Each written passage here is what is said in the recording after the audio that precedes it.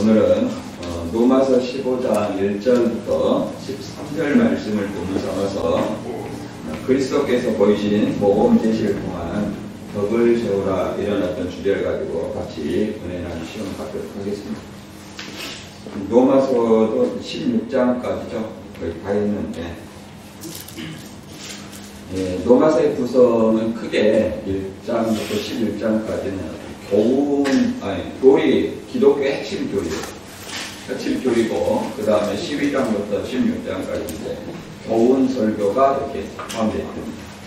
그래서 1장부터 11장까지는 말대로 이신칭이 예수 그리스도를 믿어 구원받았다. 이런 기독교의 큰 기본 교리예요. 그래서 로마서와 갈라디아서는 비슷한 유형을 띠고 있습니다.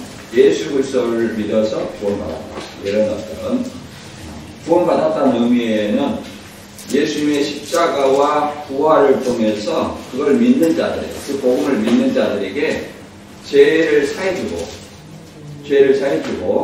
그 다음에 하나님께서 의롭다 해주시고, 이것이 구원의 의미예요.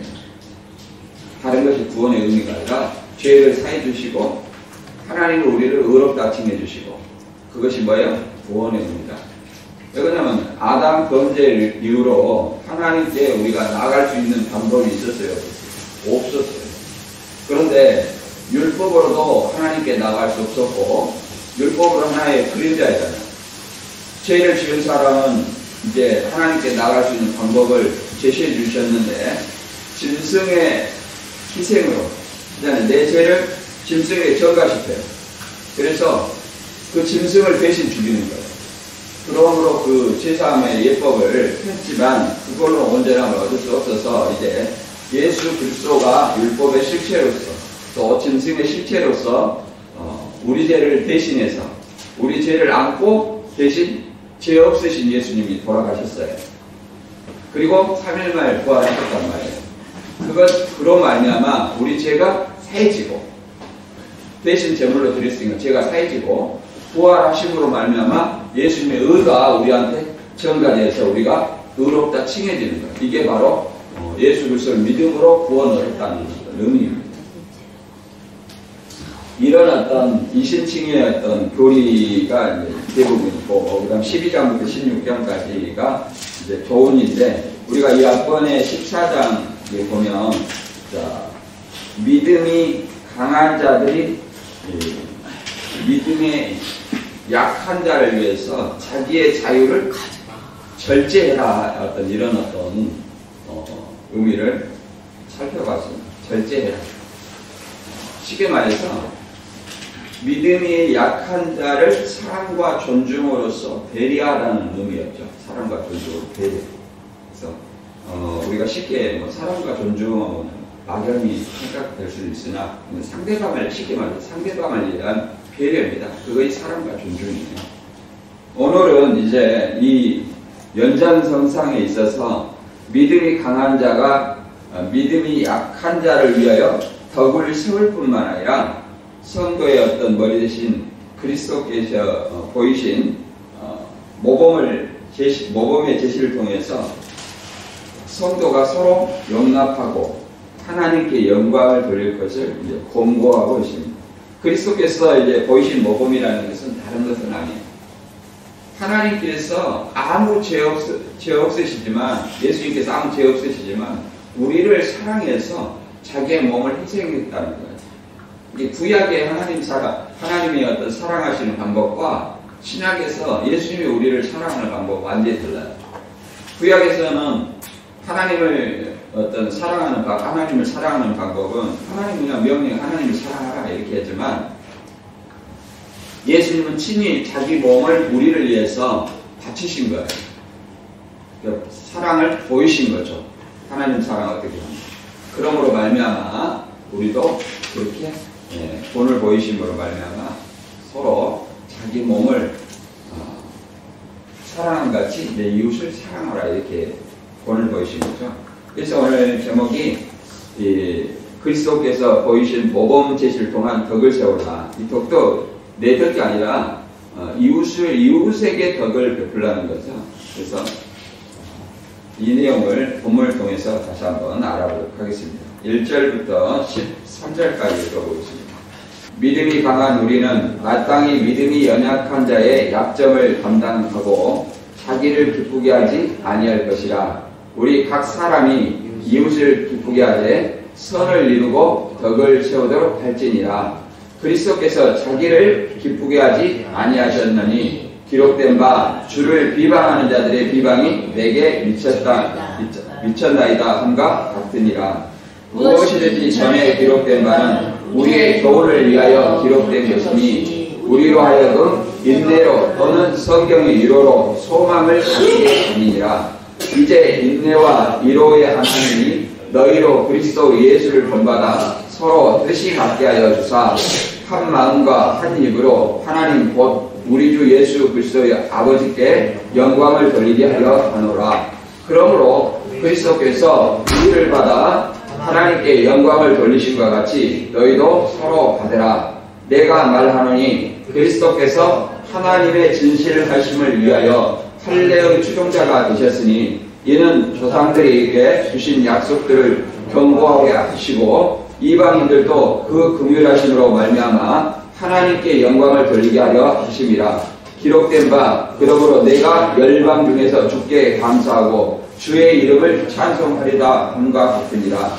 또 이르되 열방들이 주의 백성과 함께 즐거워하라 하였으며 또 모든 열방들이 주를 찬양하며 모든 백성들아 그를 찬송하라 하였으며 또 이사야가 이르되 이새의 뿔이 곧 열방을 다스리기 위하여 일어나시는 이가 있으리니 열방이 그에게 소망을 두리라 하였느니라.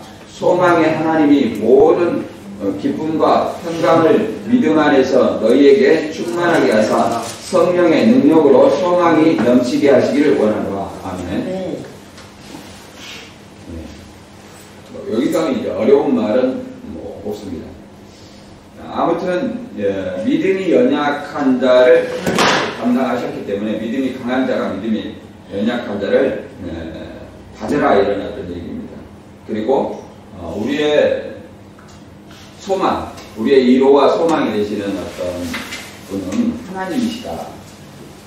그리고 여기서 예수님이 좀 어려운 말은 예수님이 할례의 추종자가 되셨으니 할례의 추종자가 되셨으니 이게 좀 어려운 말인데 할례라는 말은 유대인들이 이 8일 만에 하는 선민 의식을 얘기합니다. 그래서 유대인을 얘기해요. 유대인의 추종자다 이런 어떤 얘기가 나옵니다. 이것에 대해서 본문을 통해서 한번 알아보도록 하겠습니다.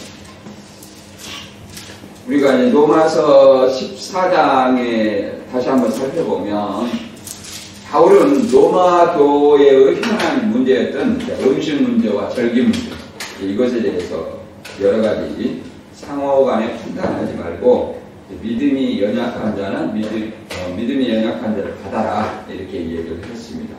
그리고 그 받으시는 자를 비판하는 것은 하나님의 사업을 망하게 한다 이렇게 얘기했습니다. 여기서 하나님의 사업은 하나님이 믿음이 연약한 자 어린아이와 같은 성경을 알지 못하는 그들을 창조하시기 위해서 그리스도인으로 만드셨다는 거예요. 그런데 말씀을 창조하기 전에 온전하지 못한 것을 판단하고 이렇게 한다는 것은 곧 그를 실족케 하는 일이라는 거예요. 그러므로 말미암아 실족케 함으로 하나님의 사업을 망하게 한다 이런 어떤 문제였습니다.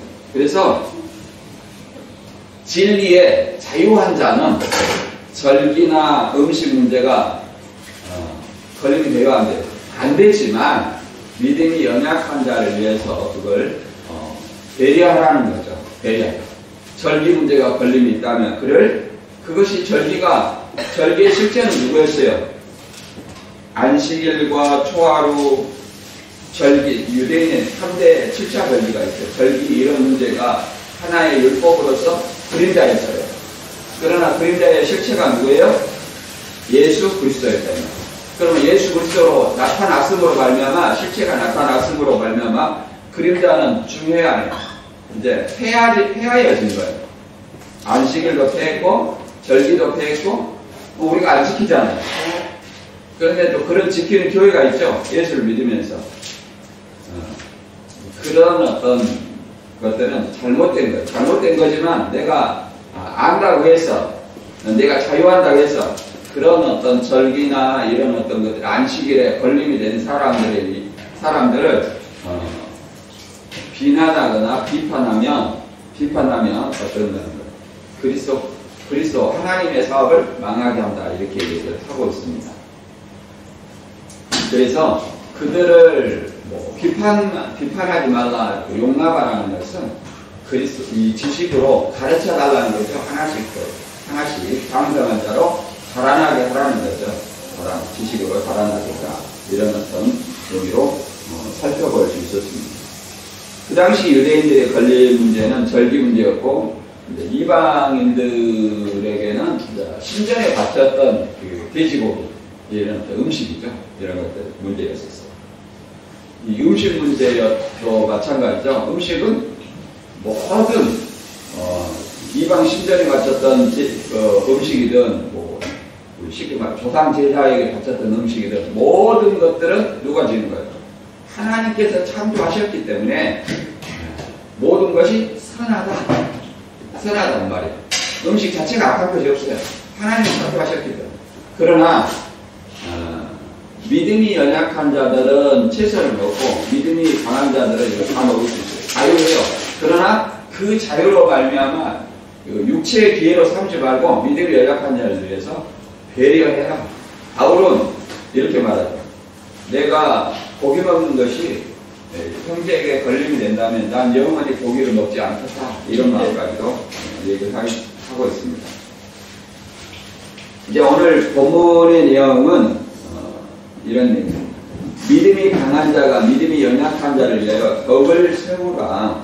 그리고 그리스도께서 우리를 위해서 십자가에 지신 어떤 사랑의 어떤 본을 제시를 통해서 성도가 서로 용납하고 하나님의 영광을 돌릴 것을 권고하는 어떤 내용입니다. 따라서 오늘 본문 말씀을 통해서 우리 자신을 돌아보는 시간이 되었으면 합니다. 본문 로마서 15장 1절 2절 읽고 알아보도록 하겠습니다. 믿음이 강한 우리는 마땅히 믿음이 약한 자의 약점을 감당하고 자기를 기쁘게 하지 아니할 것이다. 우리 각 사람이 이웃을 기쁘게 하되 선을 이루고 덕을 세우도록 할지니라. 이렇게 말하고 있습니다. 이것은 이제 14장에 이어지는 어떤 말씀이에요. 14장에 우리 대표적으로 음식 문제였죠. 음식 절기 문제였는데 14장 20절에는 이런 말이 있습니다. 음식으로 말미암아 하나님의 사업을 무너지게 말라. 만물이 깨끗하되 꺼리급으로 먹는 사람에게는 악한 것이라. 이렇게 얘기를 하고 있습니다. 그래서 음식으로 말미암아 하나님의 사업을 무너지게 하지 말라. 하나님의 사업은 뭐예요? 안 믿는 사람을 믿게 하는 거예요. 믿는 사람을 장성하게 만드는 거예요. 근데 믿음이 연약한 자를 실족시키는 것 자체가 하나님의 사업을 무너지게 한다, 그 말이에요.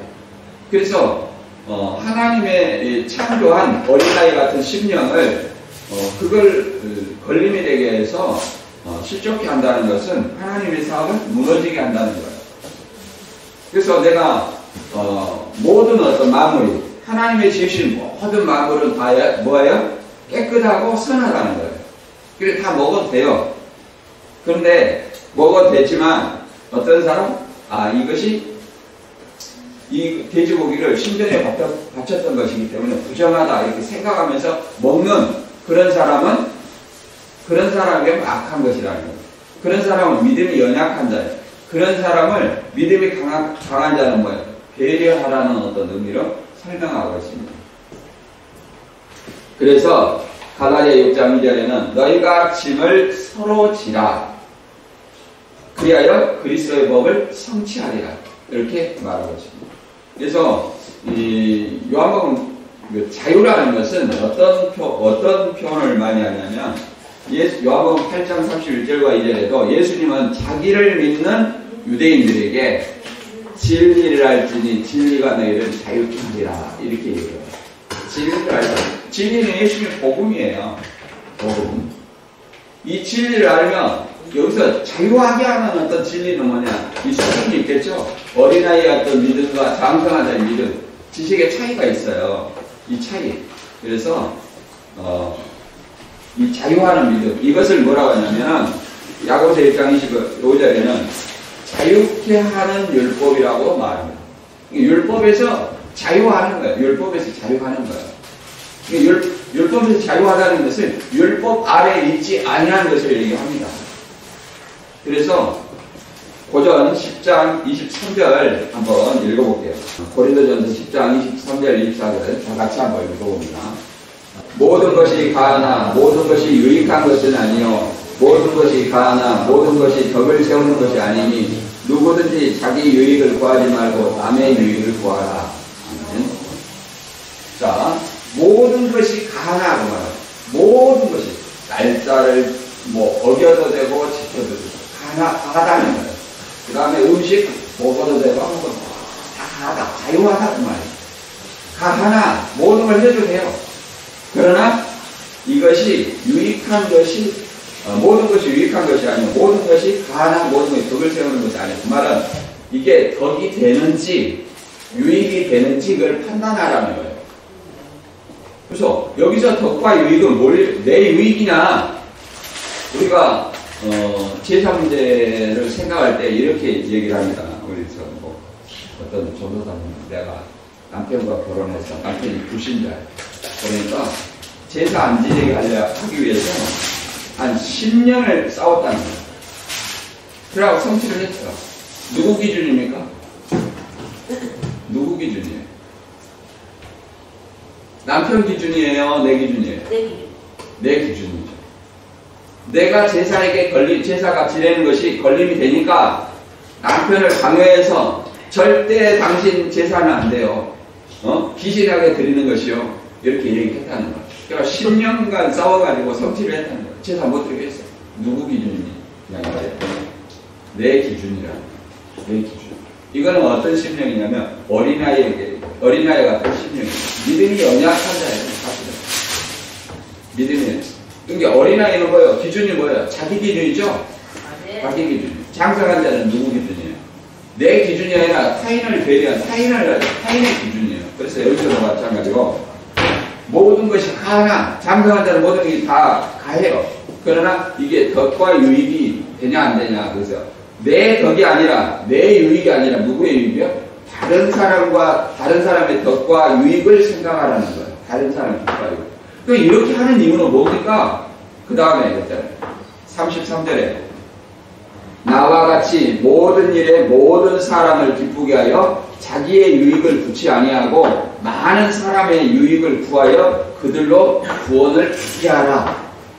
그러면 10년 동안 예를 들어서 제사를 못 지게 했어. 그러면 남편을 전도했냐? 전도했겠어요? 못했어. 그러면 구원을 어떻게 하는 거야? 안 하는 거야? 안 하는 거야.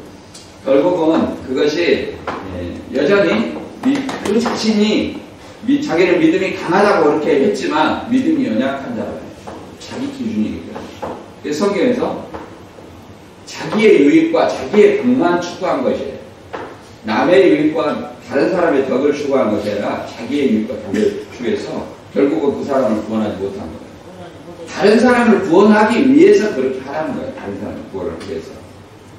이런 말도 있습니다. 고전 9장 22절에도 19절부터 보면 내가 모든 사람에게 모든 모양으로 했다는 거예요. 유대인에게는 유대인들처럼 또 불신자에게는 불신자처럼 또 약한 자들에게는 내가 약한 자와 같이 되고 이렇게 했다는 거예요. 이렇게 한 것은 아무쪼록 몇몇 사람을 구원코자 함이니 이렇게 내가 복음을 위하여 모든 것을 행함은 복음에 참여하고자 함이라 이렇게 말했습니다. 그러니까 이단들이 특히 신천지가 이걸 어떻게 얘기하냐면 유대인들에게는 유대인들처럼 불신자에게는 불신자처럼 그러니까 나 사실은 신천지 아니에요. 나 사실은 장로교예요. 이렇게 얘기한다는 거예요. 그런 용도로 이렇게 거짓말을 한다는 거예요.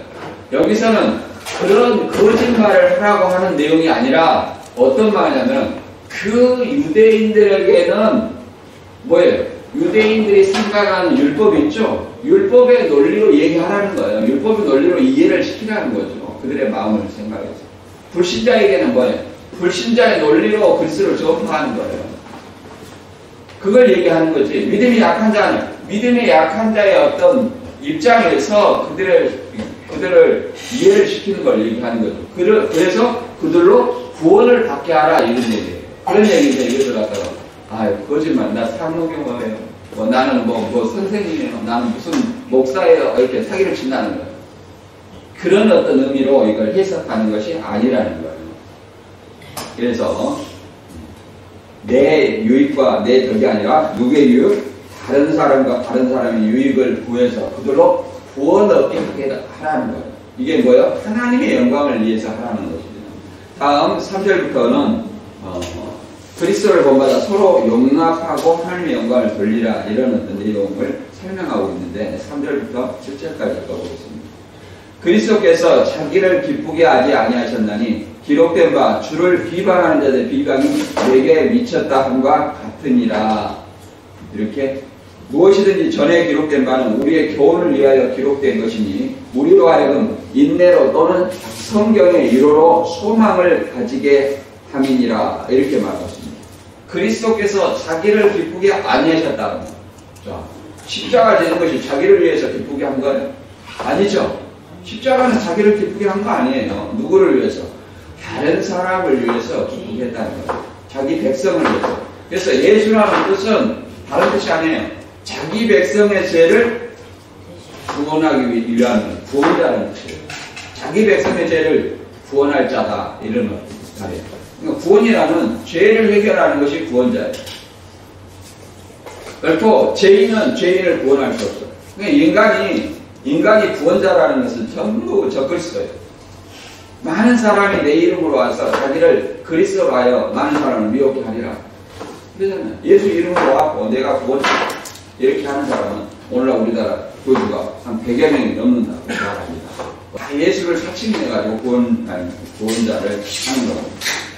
그래서 그리스도는 자기를 기쁘게 아니하시고 십자가를 지셨다는 거예요. 그래서 주를 비방하는 자들이 비방이 내게 미쳤다. 그러니까 예수님을 비방하는 비방이 누구한테도 우리한테도 동일하게 미쳤다 이런 어떤 얘기입니다.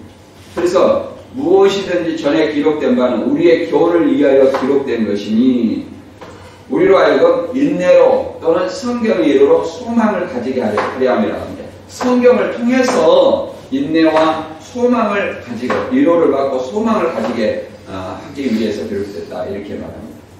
그래서 이제 이 디모데후서 3장 16절에는 이런 말이 있습니다. 모든 성경은 하나님의 감동으로 된 것으로 교훈과 책망과 바르게 함과 의로 교육하기 유익하니 이는 하나님의 사랑으로 온전하게 하며 모든 선한 일을 행할 능력을 갖추게 하려 함이라 이렇게 얘기해요. 하나님의 감동으로 이 말이 있는데 감동으로 영감으로 이 말입니다. 하나님의 영감으로 우리는 성경을 어떻게 보냐면 성경을 어떻게 기록했냐 하나님이 말한 대로 기록했냐 기계적 영감이라고 해요. 하나님이 불러준 대로 야 너 바울아 내가 불러준 그대로 기록해. 그러니까 하나님이 그렇게 컴퓨터처럼 말한 기록한 대로 내보내는 거예요. 이걸 뭐라고 해요? 기계적 영감이라고. 그 다음에 또 다른 영감은 뭐냐면 축자 영감이라고 해요. 축자 영감이라는 것은 바울의 성향, 바울의 인격, 성향, 전인적인 어떤 인격, 그런 성향과 그 다음에 바울의 상황 이런 걸 통해서 기록을 했다 이 말이에요. 어떤 걸 우리는 믿어요? 후자입니다.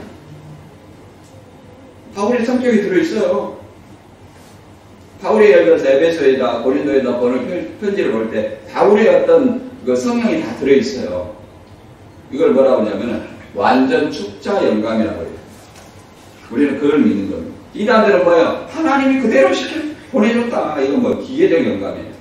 그러나 그거는 오늘날에 성경이 완성됐기 때문에 기계적 영감은 있을 수가 없습니다. 그거는 모두 가짜라 말할 수 있어요. 거짓이라는 거예요. 사칭하는 거죠. 무슨 하나님이 기계적이나 이렇게 시켰다 저렇게 시켰다 하나님과 예수님과 천사가 거짓말할 수 있는 존재입니까? 거짓말할 수 없어요. 그런데 수시로 지적만 하면 바꿔요. 지적만 하면 바꿔요. 우리 어린아이 같아. 어린아이가 뭐, 너 거짓말했지? 거짓말 듣던가. 이단 교주가 그러잖아. 그 밑에 있는 사람들도 한 목소리로 같이 이단 교주를 옹호하기 위해서 계속 바꾸는 거죠. 이게 사기라 말할 수 있습니다. 우리는 성경에 기록된 말씀을 통해서 위로를 받고 성경에 기록된 말씀을 통해서 우리가 소망을 받는 거예요. 우리의 소망은 뭡니까? 예수 그리스도 제 입으로 말미암아 이루어지는 부활과 영생의 소망이 있는 거예요. 이게 우리의 최종적인 소망입니다. 그 다음에 5절부터 이제 인내와 이로와 하나님이 너희로 그리스도 예수를 본받아 서로 뜻이 같게 하여 주사 한 마음과 한 입으로 하나님 곧 우리 주 예수 그리스도 아버지께 영광을 돌리게 하려 하노라. 그러므로 그리스도께서 우리를 받아 하나님께 영광을 돌리게 하신 같이 너희도 서로 받아라. 그리스도께서 우리를 받으실 분은 그리스도께서 십자가에 지심으로 우리는 누구 거예요? 그리스도께서 십자가에 지신 이유는 우리를 위해서 지신 거예요. 그럼 우리는 누구 거예요? 그리스도 거예요. 그래서 하나님께 영광을 돌리게 하셨다는 거예요. 그러므로 우리도 서로를 받으라 그 말이에요. 서로 잘못을 용납하라 그 말이에요. 믿음이 연약한 자를 받으라는 어떤 이런 얘기입니다. 그래서 한 마음과 한 입으로 아버지께 영광을 돌리게 하려 한다 이런 말입니다. 그럼 그리스도를 본받는 것은 뭐냐? 여기 9절 읽어보세요. 빌립보서 2장 5절 앞에 보면 이거 같이 한번 읽어볼게요. 시작. 너희 안에 이 마음을 품으라. 곧 예수 그리스도의 마음이니 그는 근본 하나님의 본체시나 하나님과 동등됨을 취할 것으로 여기지 아니하시고 오히려 자기를 비워 종의 형체를 가지사 사람과 같이 되셨고 사람의 모양으로 나타나사 자기를 낮추시고 죽기까지 복종하셨으니 곧 십자가에 죽으심이라. 아멘. 이렇게 말합니다. 이 마음을 품으라. 우리 어떤 마음이냐? 그리스도 예수의 마음이니 우리가 예수의 마음을 닮아야 돼요. 그게 쉬워요, 어려워요? 쉽지 않죠. 자기 몸을 타인을 위해서 내줄 사람 어디 있습니까? 이 마음을 담기를 바라는데 그게 쉽지가 않아요. 저도 자신있게 나왔으면 좋겠는데 그렇습니다. 아무튼 그런 마음을 닮아가라는 거예요. 그래서 저는 존경을 합니다. 이렇게 순교의 정신으로 가가지고 우리 입술로는 순교의 정신 이렇게 얘기할 수 있어요. 그러나 정작 도미티안 황제 시대 많은 사람들이 순교했지만 그 당시에도 사도 요한도 반모섬에 유배되었고 안디바도 순교를 했어요. 그러나 많은 사람이 베드로처럼 예수를 부인하고 배도한 일들이 있었어요. 일제시대 신사참배 때 어땠어요? 주기철 목사, 손양원 목사 감옥에서 순교를 했답니다. 그러나 많은 어떤 신자들이 또 일제 목숨을 위해서 자기 목숨을 위해서 예수님을 위해서가 아니라 자기 목숨을 위해서 신사참배를 하고 그랬어요. 순교한 그 후손이 고신칙이에요. 고신칙. 그래서 굉장히 자부심을 받고 있죠. 그러나 조상이 그런 것을 우리는 또 내가 그때 있었으면 나는 절대 신사참배 안 했을 것이다 하면 순교한 이 신사참배한 자의 후손이라는 걸 스스로 입증하는 것이라 이렇게 얘기합니다. 선배들의 어떤 그 잘못된 것을 그대로 시인해야 돼요. 회개하고 또 잘못을 우리가 돌아봐야 돼요. 그래서 여기서 우리가 마음은 예수님은 뭐라 하냐면 하나님의 본체라 얘기하고 하나님과 동등이라 말은 예수님을 뭐라고 말하냐면 하나님이라고 말하는 거예요. 하나님. 성부도 하나님이고 성자도 하나님이라고 말하는 거예요. 하나님인데 하나님이 뭐래요? 자기를 비워 종의 형체, 사람이 종의 형체, 사람과 같이 되셨고, 그죠? 사람과 같이 되셨고, 하나님이 뭘로 하셨다는 거예요? 그러면 사람으로 오셨다는 거예요. 성자 하나님이 사람으로 오셨다는 거예요. 예수 육신을 입고 예수로 오셨다는 거예요. 이걸 뭐라고 말하냐면 성육신이라고 말합니다. 성육신. 성육신 하실 목적은 뭐예요? 자기를 낮추시고 죽기까지 복종하셨으니 십자가 죽으십니다. 그러니까 십자가의 대성물이 되시기 위해서 오셨다 이렇게 말할 수 있습니다. 대성물이 되셨다. 누구를 위해서? 우리를 위해서. 그래서 또 이런 어떤 대성물이 되셨기 때문에 우리가 그리스도의 이 마음을 품고 서로를 용납하라, 서로를 받으라 이렇게 얘기해요. 믿음이 강한 자는 믿음이 연약한 자를 살펴주고 이런 어떤 받으라 이렇게 말하고 있습니다. 그 다음에 이제 그리스도가 이스라엘 조상들에게 주신 언약의 성지, 할례자의 추종자라는 얘기가 있는데 이 말은 과연 뭘 하나? 8절부터 읽어보겠습니다. 내가 말하노니 그리스도께서 하나님의 진실하심을 위하여 할례의 추종자가 되셨으니 이는 조상들에게 주신 약속들을 견고하게 하시고 이방인들도 그 긍휼하심으로 말미암아 하나님께 영광을 돌리게 하려 하심이라. 기록된 바 그러므로 내가 열방 중에서 주께 감사하고 주의 이름을 찬송하리로다 함과 같으니라. 열방은 많은 나라를 얘기합니다. 많은 나라. 우리도 열방에 포함돼요. 우리도 열방. 우리는 서민 아니에요. 우리는 이방인이에요. 여기서 할례의 추종자가 되셨으니 하나님의 진실하심을 위해서, 하나님의 진실하심이라는 것은 하나님이 하신 약속을 이루기 위해서. 하나님의 약속이 안 이루어지면 어떻게 돼요? 진실하심이 아니죠. 하나님의 약속이 안 이루어지면 진실하지 않죠. 우리가 사람도 저 사람은 참 진실하다 그 말은 그 사람이 거짓말을 하지 않을 때 진실하다고 얘기하는 거예요. 근데 입만 열면 거짓말이에요. 그를 믿을 수 없죠. 하나님의 진실함을 위해서 할례의 추종자가 되셨으니 이 할례의 추종자라는 것은 이 말 그대로 추종자라는 것은 헬라어로 디아코노입니다. 디아코노. 수종자, 봉사자 말입니다. 이제 할례는 누구를 어떤 사람을 얘기하냐면 가라리 2장 7절에 이렇게 얘기합니다.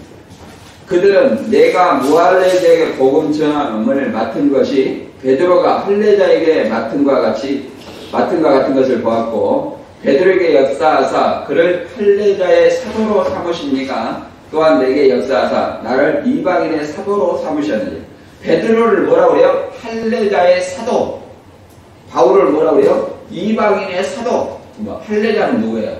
혈통선민, 유대인들을 얘기합니다. 유대인. 그러니까 여기서 할례의 추종자라는 것은 유대인의 수종자, 유대인의 봉사자를 얘기합니다. 봉사자가 되겠다는 거예요.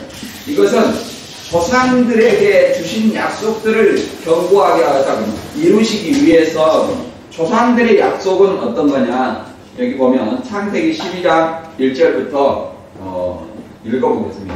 1절부터 3절 시작.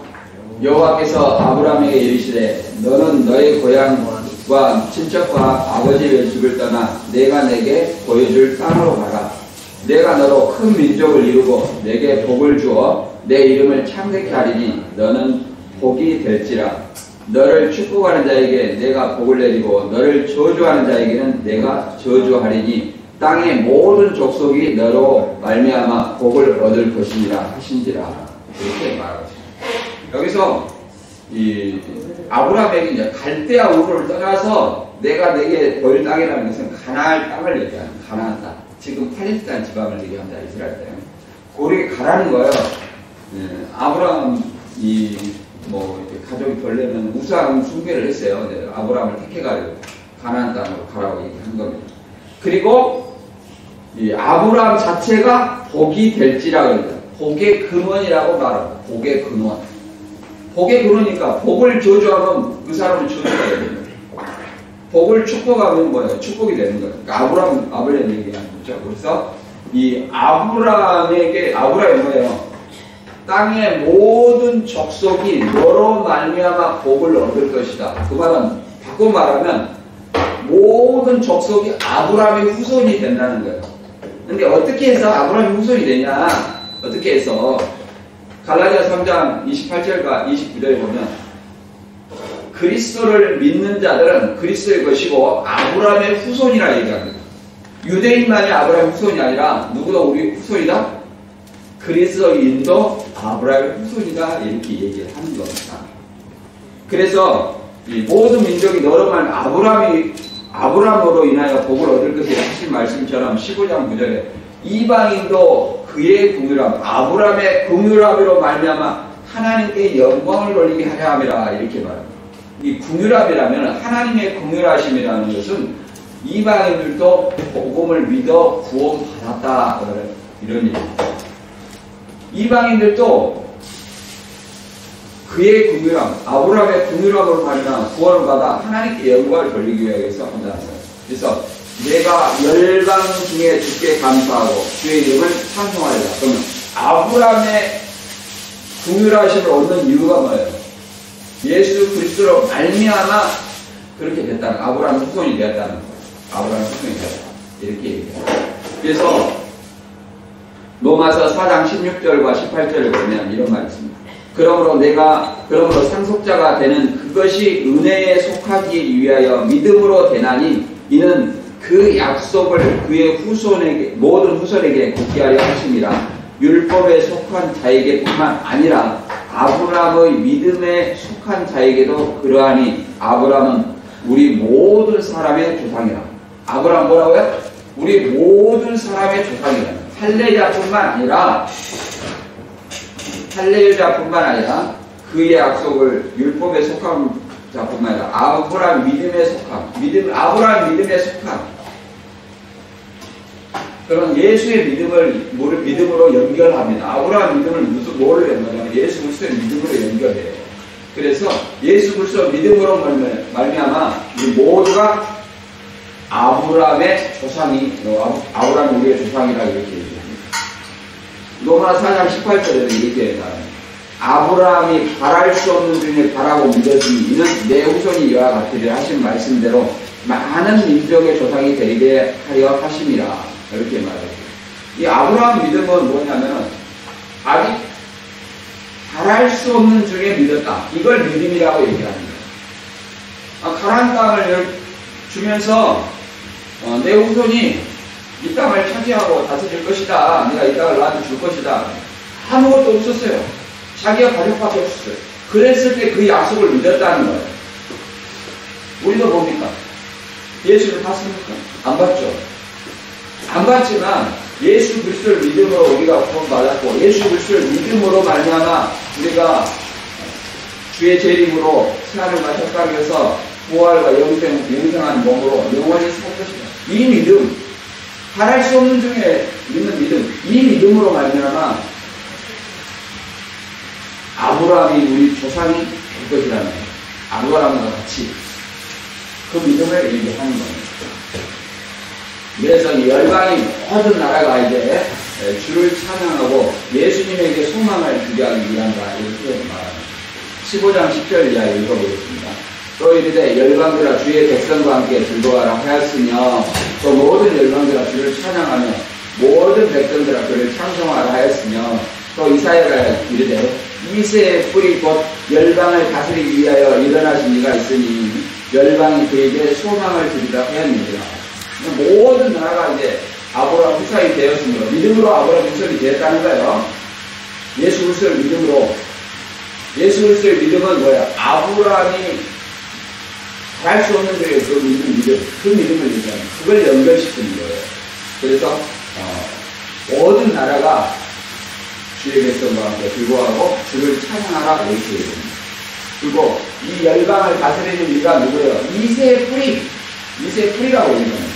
이새의 뿌리는 어떤 걸 얘기하냐면 이사야 11장 10절 보면 이렇게 말합니다. 여기 보면 같이 읽어볼게요. 그날에 이새의 뿌리에서 한 싹이 나서 만민의 같이 기어설 것이요 열방이 그에게로 돌아오리니 그가 거한 곳이 영화로 되었다. 이게 이새 뿌리라는 것은 뭐예요? 이새 후손 다윗. 그래서 마태복음 1장에 아브라함과 다윗의 어떤 길고 이걸 읽고 아브라함과 다윗의 후손. 예수님은 뭐라고 해요? 아브라함과 다윗의 후손이라고 얘기를 합니다. 그리고 1절에 보면 이새의 줄기에서 한 싹이 나면 그 뿌리에서 한 가지가 나서 결실할 것이요. 이새의 줄기 한 싹, 다윗이라고 하죠. 다윗의 뿌리에서 한 가지, 예수 그리스도를 얘기합니다. 그래서 예수님을 다윗의 뿌리 자손이라고 얘기합니다. 다윗의 뿌리요 자손. 후손이라는 얘기죠. 이렇게 말 그대로 다윗의 자손이 예수님께서 열방을 통치할 것이다 이렇게 설명하고 있는 내용입니다. 그래서 이제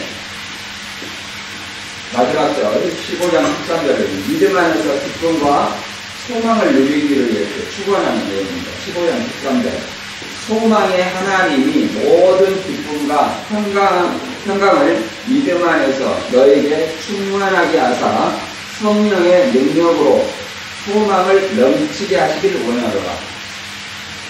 성령의 능력으로 소망이 넘치게 하시기를 원하노라. 하나님의 자녀가 되는 것은 어떤 거냐? 하나님의 자녀가 되는 것은 하나님의 자녀가 되는 것은 복음을 믿어, 혈통이 아니에요. 복음을 믿어서 성령이 우리 마음속에 내주하면 하나님의 자녀가 되는 거예요. 물론 세례도 있습니다만 세례는 겉으로 보이는 하나님의 백성, 교회의 이론이었다는 표시로 얘기하지만 더 중요한 것은 뭐예요? 성령이 복음을 믿어 성령이 내 마음속에 내주하는 것, 이것이 하나님의 백성이 자녀라는 것을 증거라고 말할 수 있습니다.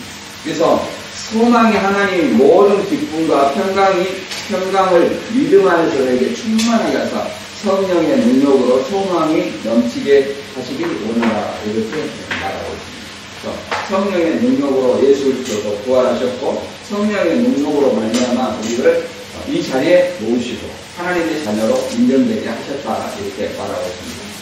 따라서 본문 말씀을 다시 한번 정리하면 믿음이 강한 자가 믿음이 약한 자를 위하여 벽을 세울 뿐만 아니라 성도의 머리 대신 그리스도께서 십자가에 지셔서 사랑하신 것처럼 우리의 사랑을 확증하신 것처럼 성도가 서로 용납하며 하나님의 영광을 돌릴 것을 권고하고 있는 내용입니다. 그래서 우리가 자유하였다고 해서 이렇게 말합니다. 자유하였다고 해서 육체의 기회로 삼는 사람은 그러잖아요. 육체의 기회로 삼는 사람은 이것은 아직 자유하지 못한 사람이다 이렇게 말할 수 있어요. 갈라디아 5장 13절에는 이렇게 말합니다. 내 자유하지만 그걸 절제할 줄 할 줄 아는 사람이 장성한 자예요. 여기는 형제들아 너희가 자유를 위하여 부르심을 입었으나 그러나 그 자유로 육체의 기회를 삼지 말고 오직 사랑으로 서로 종노릇하라. 온 율법은 내 이웃사랑하기를 내 자신과 같이 하신 말씀에서 이루었다 이렇게 말하고 있습니다. 그래서 서로 종노릇하라. 그거가 무슨 말이에요? 서로 종노릇하라. 서로 섬기라는 거죠. 그래서 서로 섬기는 어떤 입장이 예수님도 제자들의 발을 씻기시면서 내가 주와 선생이 되어서 너희 발을 씻긴 것처럼 너희도 그렇게 해라 이렇게 얘기를 합니다. 그런 것처럼 내가 목사다 너희에게 교회 안에서 이 자리를 세우는 것 자체가 무슨 번제를 세우는 것 자체가 하나님의 말씀을 올바르게 이해하지 못하는 거예요. 내가 더 높아지는 것은 더 낮아져서 섬기는 거예요. 누구처럼? 예수님처럼. 그래서 저와 여러분이 다 주님의 이름으로 서로 섬기며 사랑하는 저와 여러분 되시기를 주님의 이름으로 축원합니다.